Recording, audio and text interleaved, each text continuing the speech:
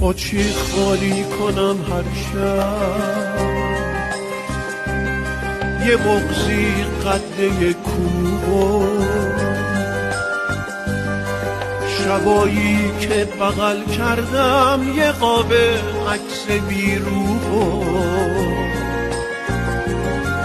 کجایی که ببینی من چه دردی میکشم بی تو، چه زجری میکشم وقتی میبینم جای خالی تو.